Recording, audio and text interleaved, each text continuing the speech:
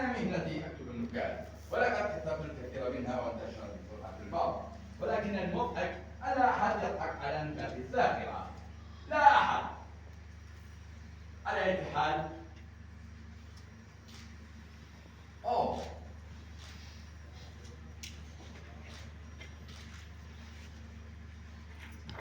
الو، ديف، واحد دمه خفيف كان كل ما يحكي نكتة للجمهور الجالس في القاعة يرى الكثير من المقاعد قد بدأت تفرغ. هل تعرفون لماذا؟ هل تعرفون؟ لأنهم كانوا يموتون من الضحك، يموتون.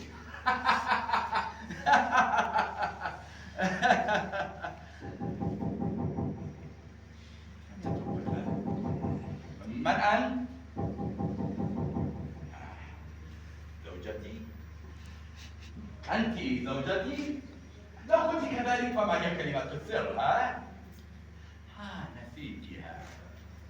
ولكن انتظري، فصوتك لا يشبه صوت زوجتي، وعطرك كذلك، رائحتك. لا أعرف كيف شربت هذه الرائحة التي شنها. أوه، آسف. أستطيع أن أميز عطر حبيبتي من بين مئات العطور، ومع ذلك أهلا بك يا عمري، يا روحي، يا كلي.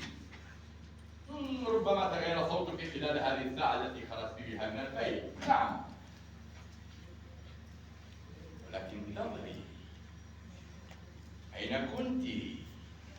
وين كنت؟ احكي الصدق. أوه، آسف، نسيت. خرجت من شقتنا قبل الساعة تحديدا لزيارة أمك التي هي عمتي على ما أظن، عمتي بلسانها الذي يقطر دمي. ولكننا اتفقنا على كلمة سر بيننا، فما هي؟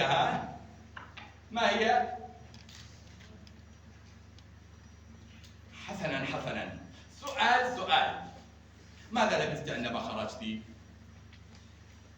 أوه، صح، والألوان. أوه، صح، أنا أحب هذه الألوان التي تنعكس على بياض وجهك. لكنني قلق يا زوجتي، قلق.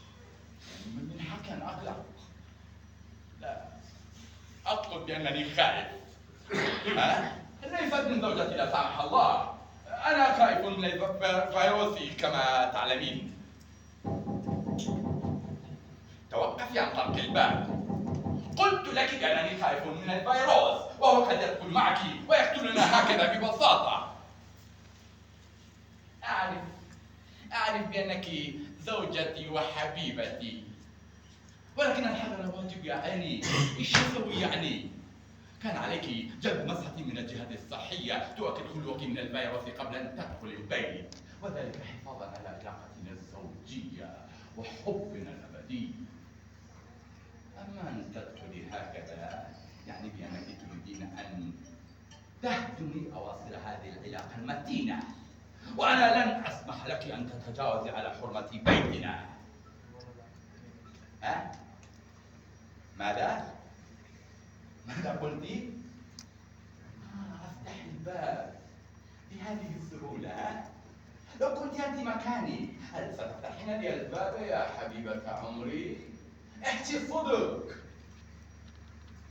أعرف بأنك تحبينني، ولكن الحب لن يستطيع الدفاع عني أمام هجوم الفيروس على رئتي، وأنا لا أريد أن أقضي بقية عمري في المشفى مع قنان الأكسجين. لذا عليك أن تقدري موقفي، لأنني أحافظ على كيان عائلتي وتاريخها المشرف. لذا عليك أن تصبري قليلا.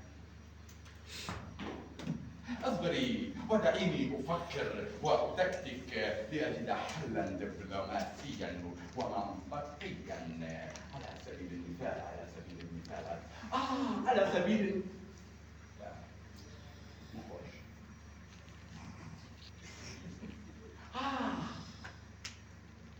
تذهبين إلى مكان آخر، تنامين أسبوعين فقط وتعودين. لن يتغير الحال، وتظل قصة حبنا أجمل قصة تحكي الأجيال القادمة. أحبك وتحبينني، وتستمر الحياة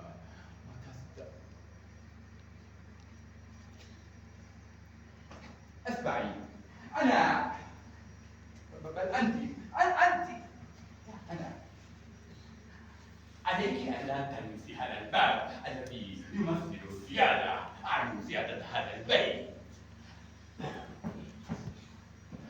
نكتة سريعة.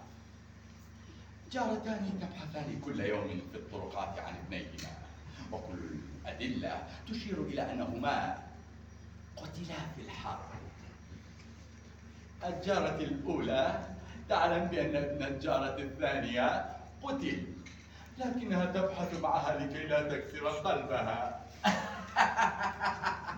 المشكلة أن الجارة الثانية أيضا تعلم بأن ابن الجارة الأولى قتل، لكنها تبحث معها لكي لا تكسر قلبها. لكي لا تكسر قلبها.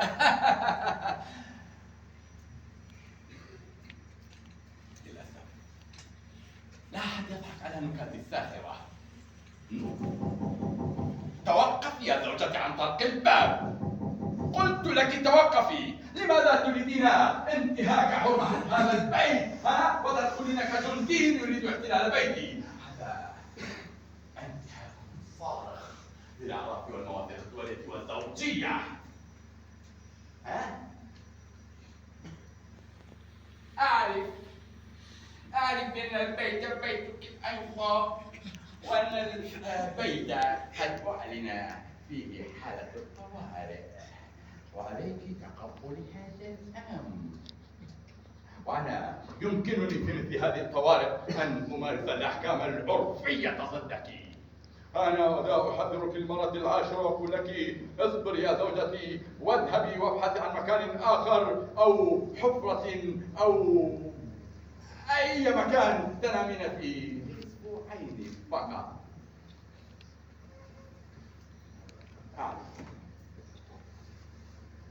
أعرف يا زوجتي، أعرف يا زوجتي، وهذه أيضا أعرفها. نعم، أعرف بأن الجو بارد جدا، ولكن كان عليك أن لا تخرج من البيت حتى لو ماتت أمك التي هي عمتي إلى الجحيم كما أجزم.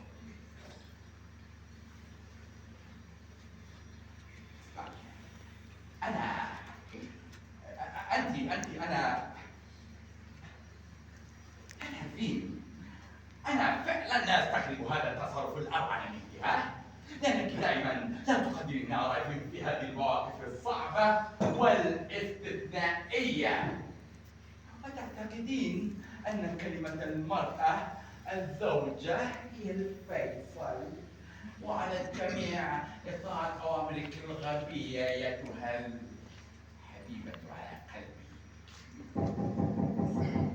توقفي عن طرق الباب، توقفي يا زوجتي، قلت لك توقفي عن طرق الباب. توقفي يا زوجتي عن طرق الباب، توقفي حالا، توقفي عن طرق الباب وإلا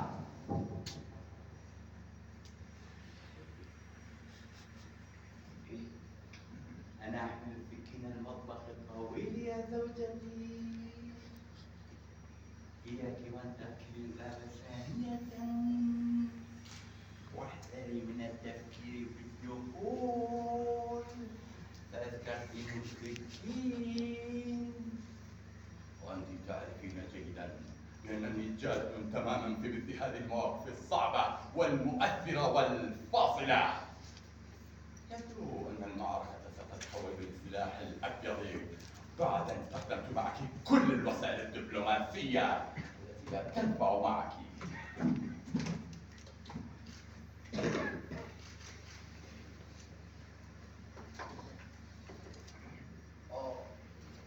جيد، ابتعدت قليلا عن الباب، خافت كما أظن.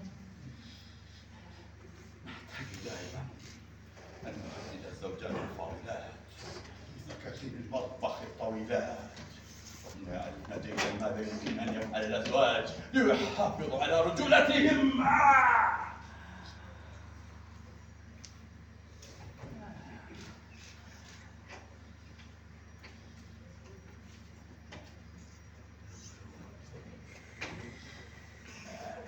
هيا يا زوجتي، هيا ابتعدي من هنا. هيا هيا هيا هيا اذهبي من هنا. هيا هيا هيا هيا هيا هيا هيا.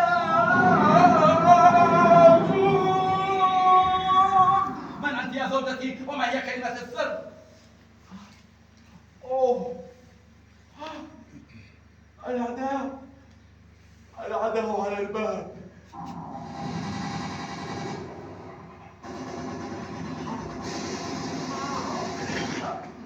إنها الحرب إذن، فلتكن الحرب. أنا لها، أنا لها، أنا لها. إلى الحرب، إلى الحرب، إلى الحرب. هيا.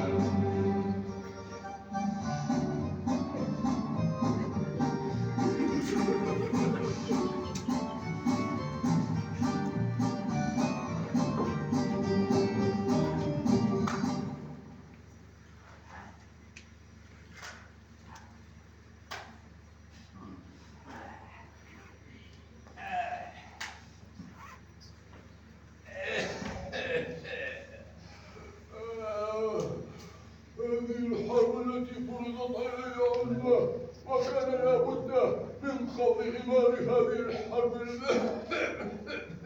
العادلة والمقدسة، وأنا جندي المغوار يقف بباب بيته ليدافع عن شرفه.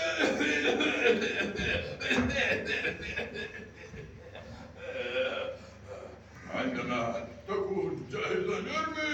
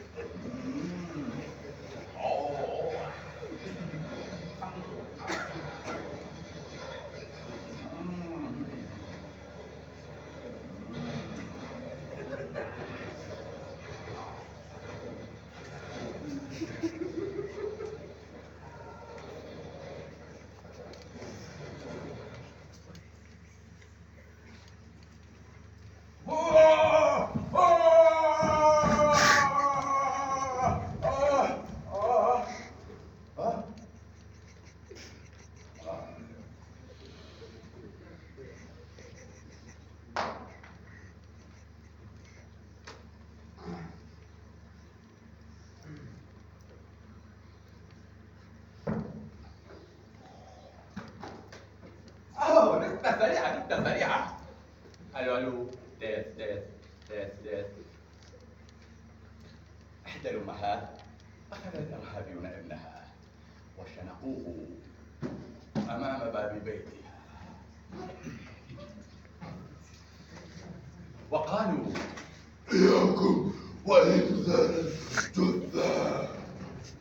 ولكن الأم ظلت لأيام تقدم له طعام وهو ميت. ميت. ميت. ده أقول لك ميت. حتى ها؟ أنا فعلا أستغرب. لا أحد يضحك على النكات الساخرة. وأنت يا زوجتي لماذا لم تضحكي أنت الأخرى؟ ها؟ وكما ترين أنا جاد في القتال ضدك. ها؟ أنا أستسلم ولن نقف مكتوف الأيدي أمام هذا الفيروس الذي تحمله زوجتي. أنا أكرهه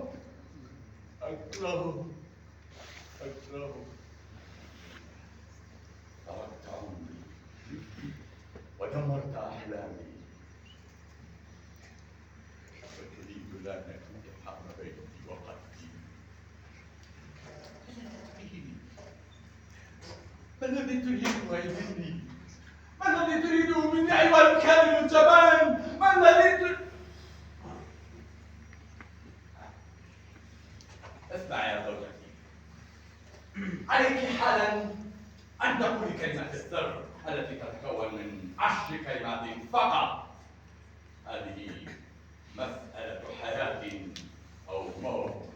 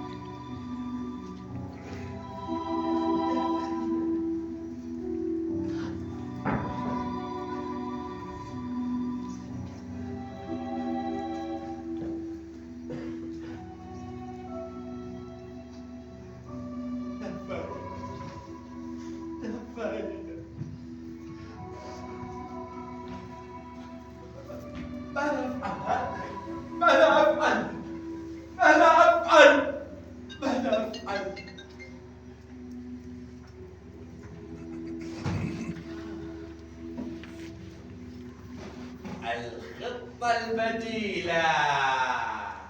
إلى الخطة البديلة.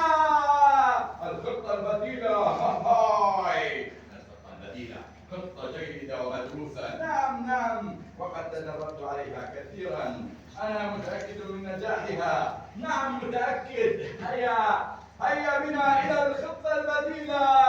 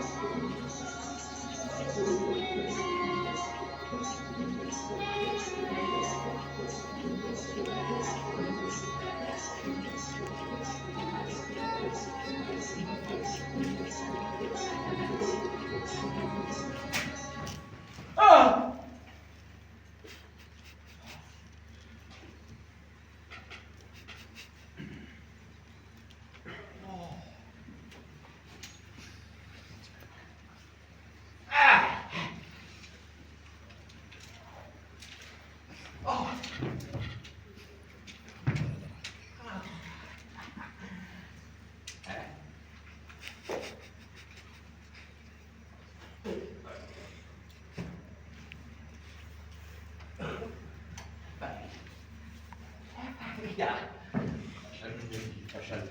انتكاسة تليها انتكاسة. لا فائدة، لا فائدة، لا.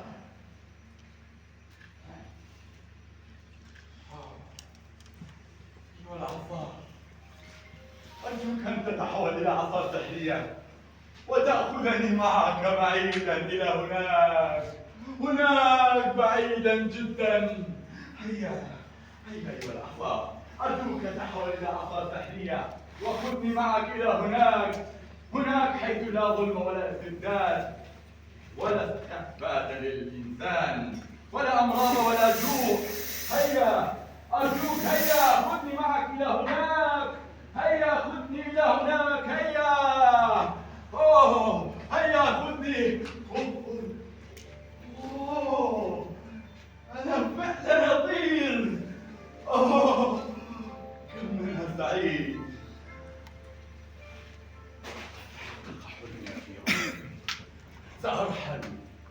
سأرحل إلى أبعد كوكب ولن أعود ثانية. وداعا أيتها الحياة التعيسة. مرحى يا حري، حري على يدي. أيتها التعاسة، لا تريدين مني تلاحقين بي هنا أيضا.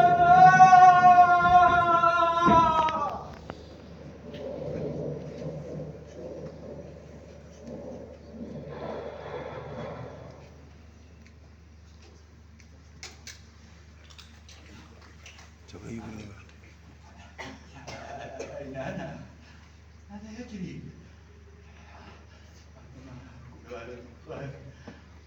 أنا في جهنم.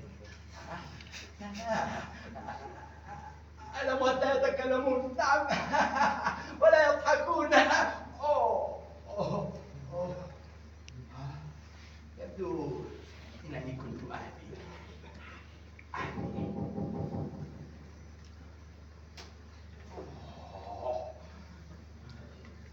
أعود اللعب.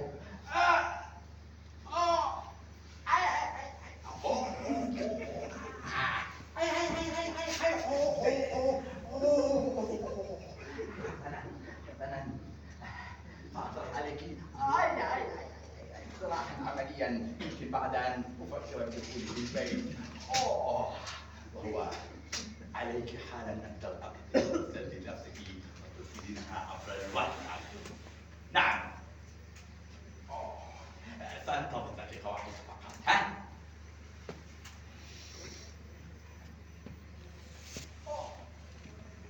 وصلت الصورة.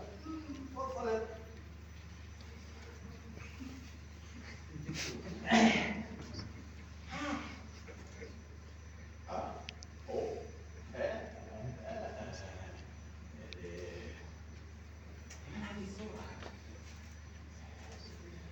ومن تلك المرأة التي تقف عند الباب؟ هي ليست صورة زوجتي. لا، ليست هي.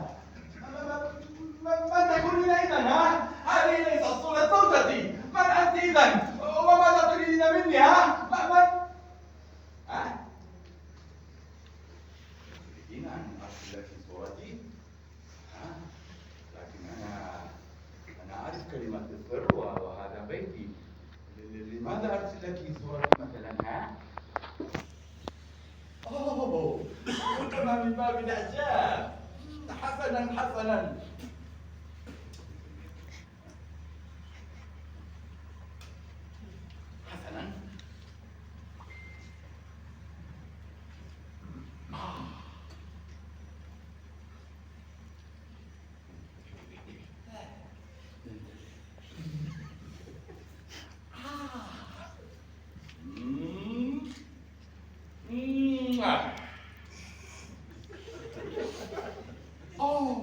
صورة جميلة، فانتاستيك. ها يا زوجتي، هل وصلت الصورة؟ ماذا تقولين؟ هذه ليست صورة زوجتي، ولكن أنا هنا رجل البيت. هل تعرفين ماذا يعني رجل البيت؟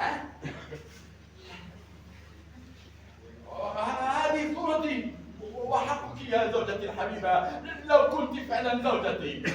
وحتى إذا أردت انظري في المرآة، ها؟ المرآة.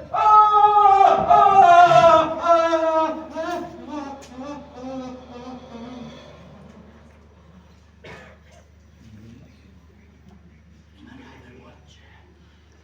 إنه ليس وجهي. لا، ليس وجهي. من أكون؟ من أكون؟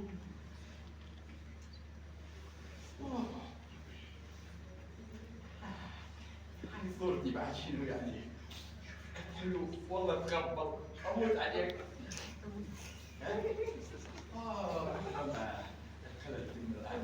نعم نعم، الخلل في المرآة. أنا متأكد بأن الخلل في المرآة. نعم نعم نعم نعم نعم.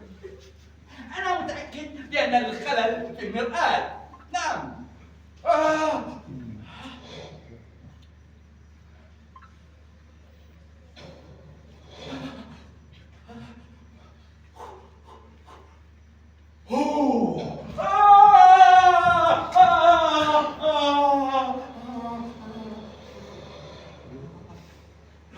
من هذا الذي يطيب في المرآة؟ ليس أنا، ليس أنا. ربما تكون إحدى النكات التي لم تضحك أحدا. نعم نعم.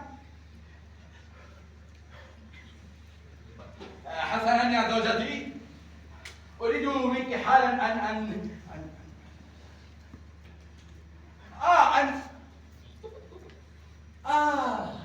أن تتصلي بي عبر الموبايل. نعم، ولا تقولي لي كعادتك أرسل لي رصيدا يا زوجي. هيا اتصلي حالا.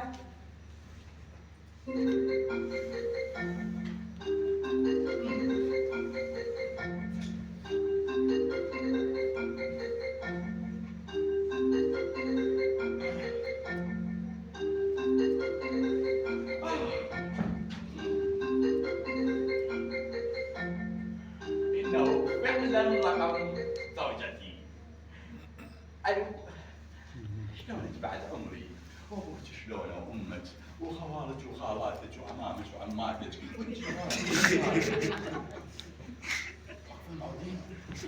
هاي مو صوت زوجتي. لا ليست هي. الو، ترى هاي هذا ليس بصوت زوجتي. نعم، من تكونين؟ ها؟ من أنت إذا؟ لا تحاول خداعي.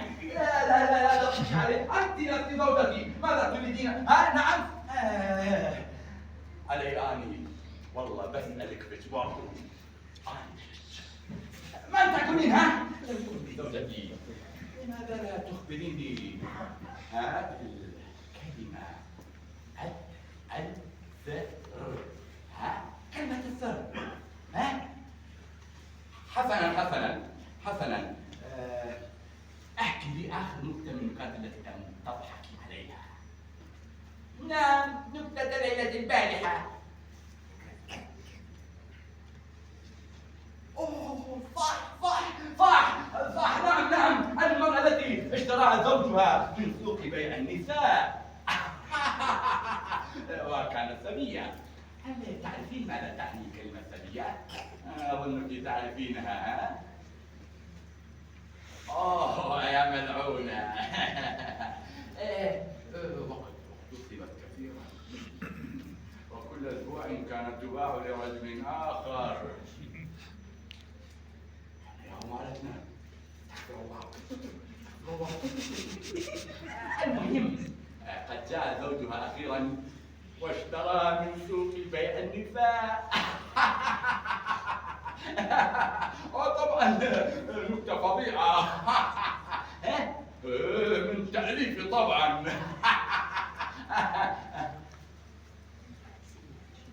لكنك لم تضحكي عليها كعادتي.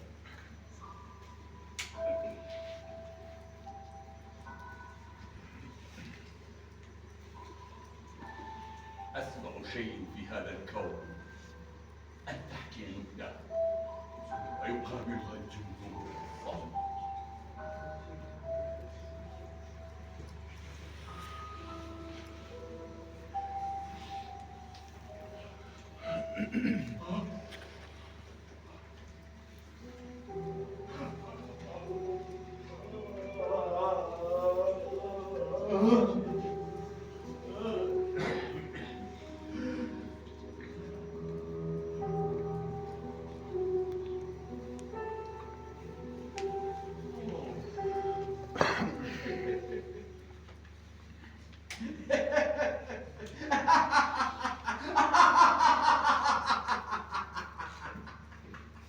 البارحة كتبت نكتة جديدة. أوه، نكتة سريعة، نكتة سريعة. ألو ألو، تيست تيست.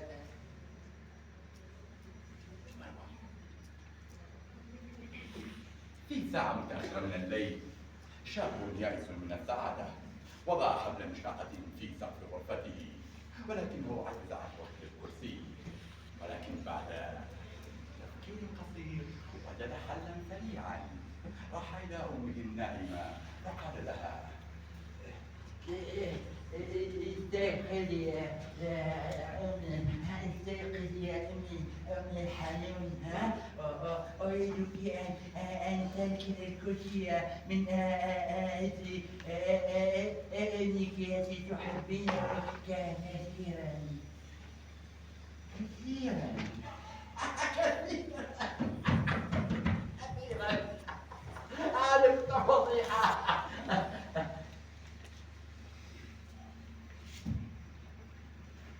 لا أحد. أنا فعلا أفتخر من تصرفات الجمهور الغريبة أمام الكافيين التي طالما ضحكت عليها عندما كنت أقوم بتأليفها. تجد منهم ابتسامة واحدة نافذة. من يترك نافذتي؟ من أنت؟ زوجتي؟ ولكنك قبل قليل كنت تقفين على الباب، كيف أصبحت امرأتين في آن واحد؟ ها؟ تعرف ما قلت؟ نعم؟ ماذا؟ أوه، إنه فعلا صوت زوجتي. كم أنا سعيد!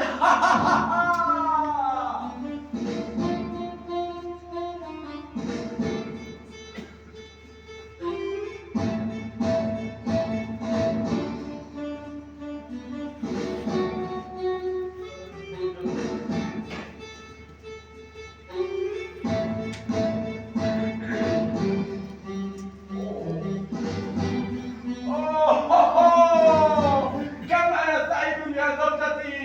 لم يبقى سوى أن تقولي كلمة السر وأفتح لك باب وتدخلين مباشرة.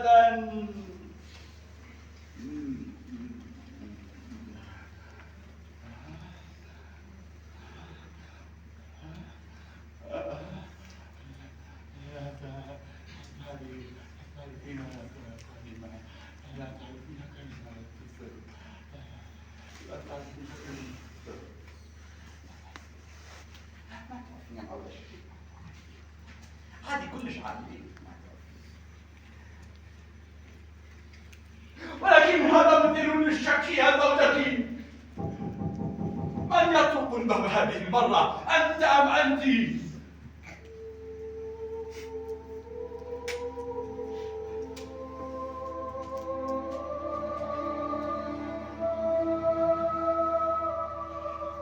ماذا يحدث في بيتي؟ لن أستسلم ولن أتراجع أمام هذا الباب.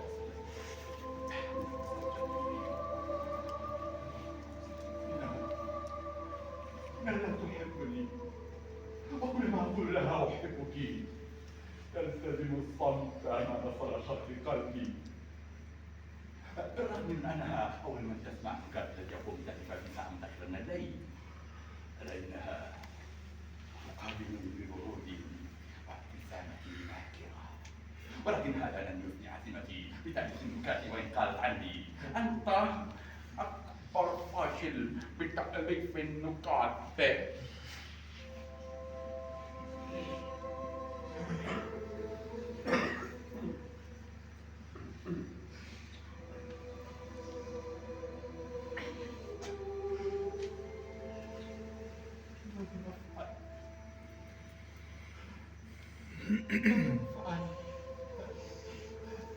ماذا أفعل؟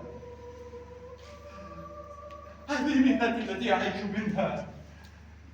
إلا تعرف بأنني كتبت أطول نكتة في التاريخ. ها؟ ماذا؟ ماذا تريدين؟ ماذا؟ أحكي لك نكتة؟ بس ترى طويل ولازم تتحملين. سكتي! هذا العزاشي والله! سكتي مو من هالعالم طلعتينا والله! سكتي انت!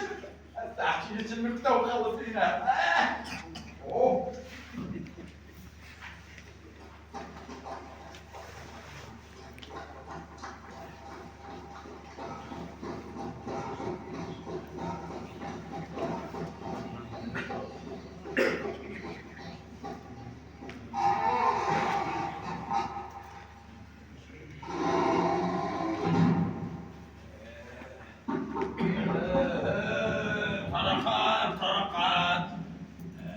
لم أفعل شيئا. إنهم هكذا يطاردونني باستمرار، حتى الرجال الذين لا علاقة لهم بالبوليس راحوا يطاردونني. لم أفعل شيئا سوى أنني أريد أن أعيش أو أن آكل شيئا. لم أسرق شيئا كبيرا، هي فقط بعض الحقائب النسائية. فأنا نشال، ونشال محترف خبير ومتخصص درجة أولى بسرقة الحقائب النسائية. ففي هذه الحقائب الكثير من الأسرار. نعم، وأدوات المكياج والعطور.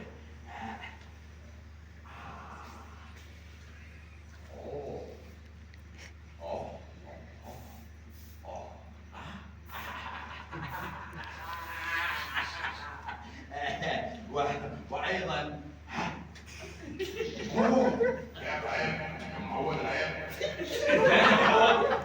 شو نسوي قابل كاتلي واحد؟ روح. وقليل من الأموال، لأن الأموال لا تفتكر في حقائبهن. نعم، قليل من الأموال.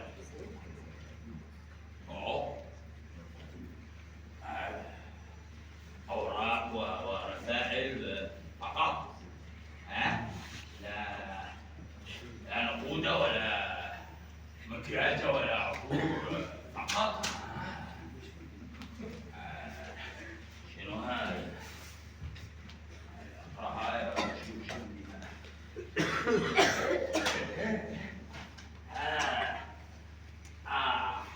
حبيبتي.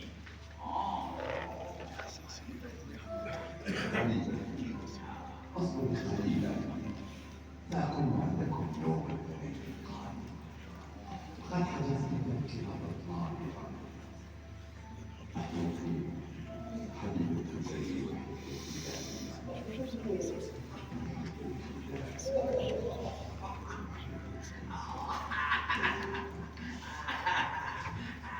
يوم الاثنين، ولكن اليوم هو الاثنين. ربما هي متأكدة بأنه هو سيأتي يوم الاثنين إلى المطار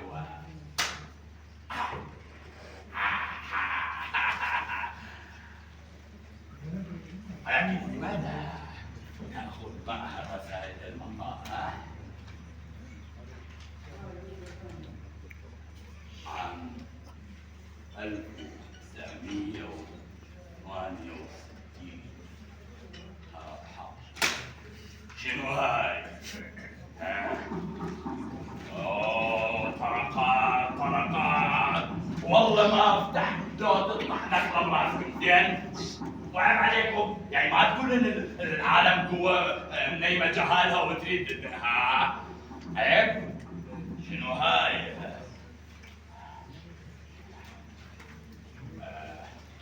سأقول لهم إنها رسائل وأوراق فقط ليس نفوذا فلا يمكن أن يحاكمني القاضي على سرقة رسائل بائسة من رجل بائس إلى امرأة بائسة رسائل وأوراق ومراسيل أوه مراسيل مراسيل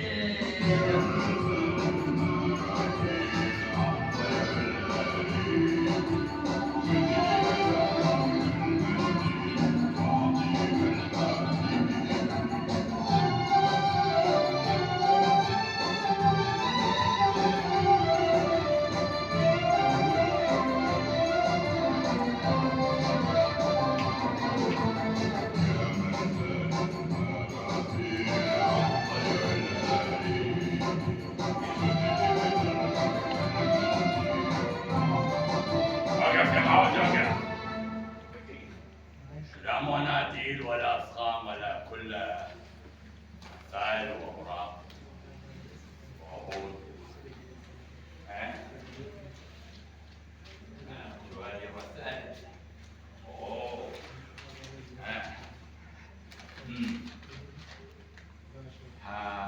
حبيبتي حبيبتي قلت لك سأكون عندكم يوم الاثنين القادم. أوه ايش طلعت؟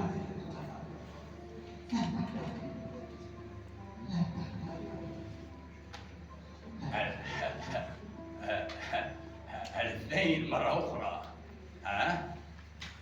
عام 2003 خرب حظي شنو هاي؟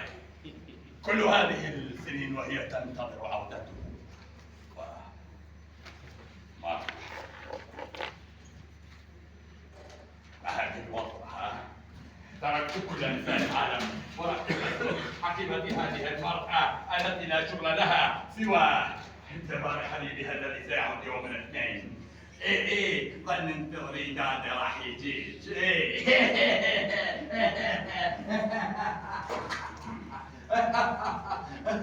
خرب حظي يوم الاثنين الله رحمه من الضحك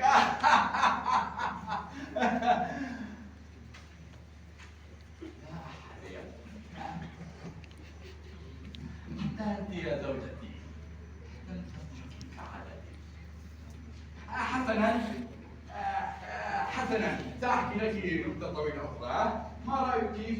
أوه نكتة جديدة. نعم نكتة جديدة. نعم فقط انتظريني سأتي حالا يا زوجتي. نعم انتظري شوية وعودة. قول أمرك مستعجلة. إي والله قول أمرك مستعجلة. يا معودة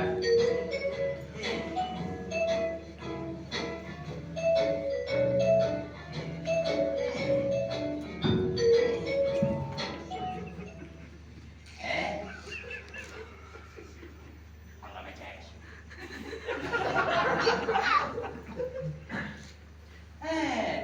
المطلوب ابن إيجاد للسيدة فاضلة أنا هي السيدة فاضلة سيدة وفي بيتها لا شيء يسوء سوى الحيطان والجنون وملابس أولادي وقميص آخر العقود الذي لا عرف وضع.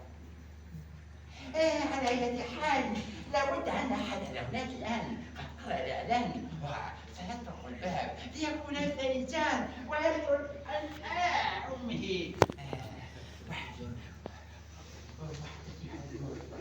نعم هيا اترك الباب يا ابن الرجال. هيا ادخل بيتك الذي لن تخرج منه أبدا. هيا ولدي هيا اترك. سمعت شيء؟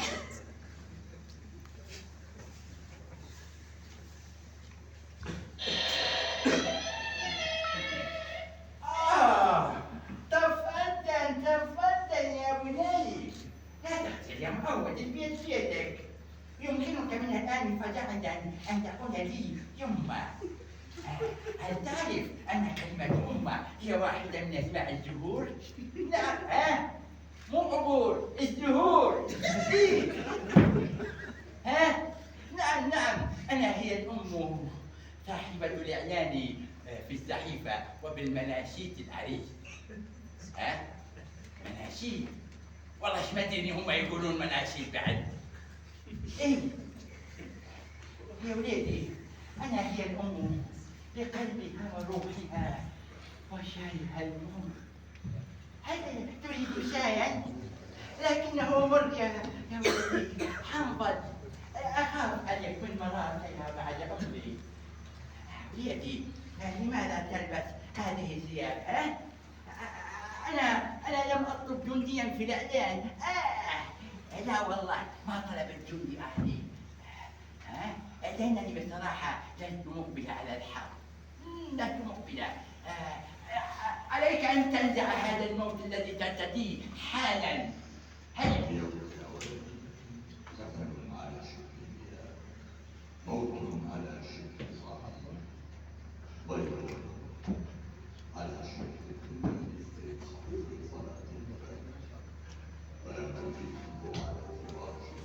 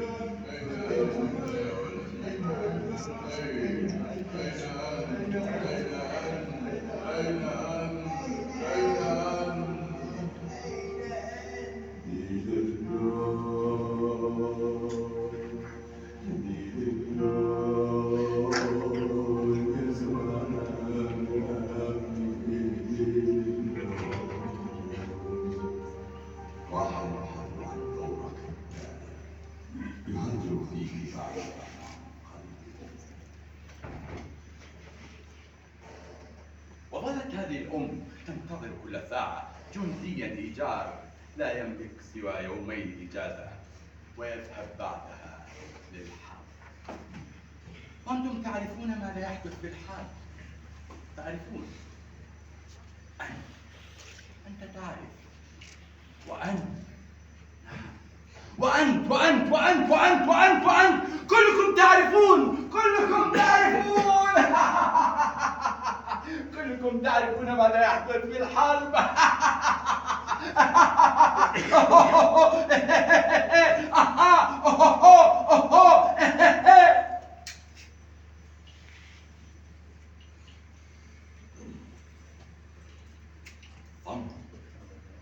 صمت. لا أحد يضحك على النكات الساخرة، بالرغم من أنني واثق بأنها نكتة تدعو إلى الضحك.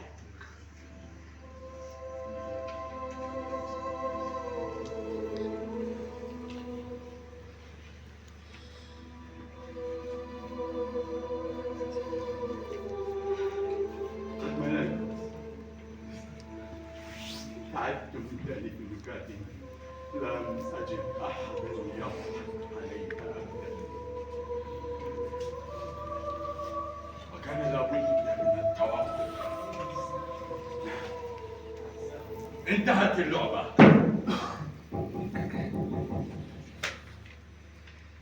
حسنا يا زوجتي، افتح الكتاب.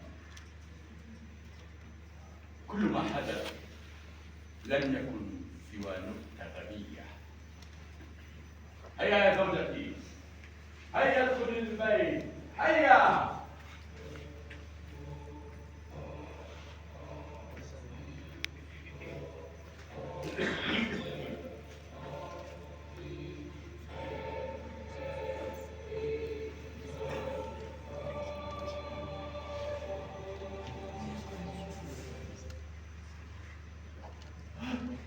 يا رب، زوجتي ما زالت نائمة على سريرها.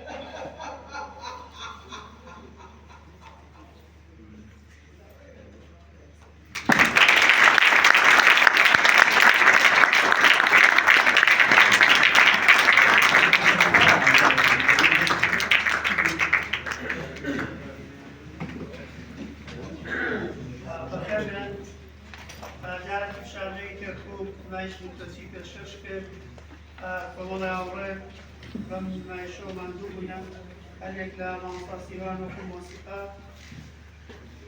فەرمێن بەڕێوەبەری شان و مامۆستا تاریک ناسەر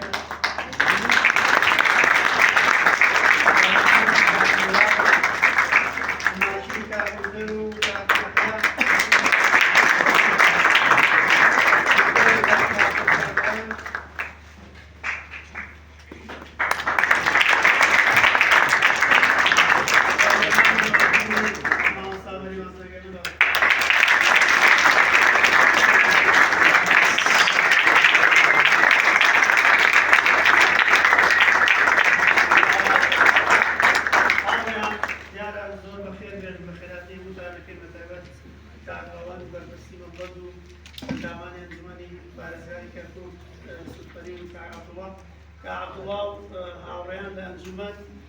سێ ڕێزلێنانیان بۆ سێ شانۆکار و نەبەندی شاری کەرکووک کە لەم ساڵە کە بڵێن ساڵی پێشوو خەڵات بەدەستێنە وەکو ئەندامانی ئەنجومەنی پارێزگای کەرکووک ئەو خەڵاتانە لێرە پێشکەشەکەن بە فەرمەکە عەبدوڵڵا و کاکەڵی دووسمکەن هەرتێکیان دا ئەوان دێن یەکێکە زۆر بەخێراتی پەرچاوانم داوای لێبوردنەکەم هەڵبەت ئێمە ڕۆبەمان کردووە لەسەر ئەو نمایشە بەڵام لەسەر ئەو دیکۆرە بۆ مەزاحێنەمان کردووە کێشەیەکی تەقەنیمان بۆ دوو ڕۆژە نەوانتوانی چارەسەری بکەین ناچار بووین شوێنەکەمان بچوو کردەوە لەبەرەوە زۆر لە ئیشەکەی داوە لە کوالەتی ئیشەکەی داوە داوای لێبوردنەکەم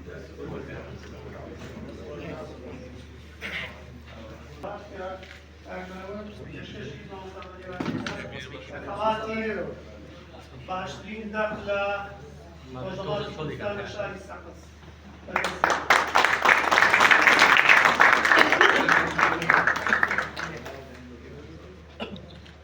دوام ڕێزلێنامەکە عەلینامێک کە بە نمایشێکیان لە فستیڤاڵی نەنەوەت شان و شەقامی کەرکووک خەڵات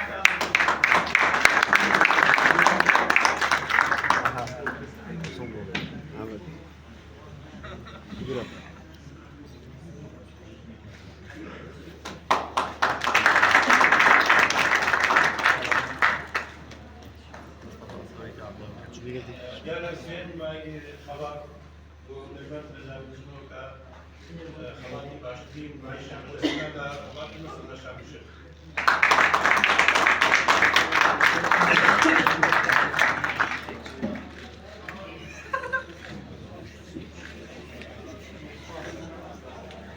Normalmente não é justo outro é fácil. Eu acho que gostei. Da semana não gostei. مستحيل جواني على سيدي شيء تشوف كشكش معناه جواني معناه باشي واسكري كان مايش فلسطين تري شيء بتوانا لما ده فوا شعري ما استهل يعني تشتي شعري كمان تبيه صار يزال الوسط حتى يكفر كان استهل شعري ما كيشن بوا لبوالي شعري لبوالي تمثيلي لبواري هنر هم بواركاني موسيقى هم بواركاني هنري زور بفيش بوا من بقوميدم هموما اواني كلير دانشتي تشتري كسكاركان منطقي لم جورا معيشانه بشداري سكوكو وكاوان كلينا ساعاتي كليرا بسرم سيزات شوكان كويشتي بتشتي ودعوة لكم با هموما ومن غير الشواء قرن بحبوب من المكان والمنتجين ولا قصد الدواء أجل نبواري من الرياء حتى نعمل شيء كبير في الشواء مش ديواني كبير وإن شاء الله هما وخوشي ويجري بهم ونستعمل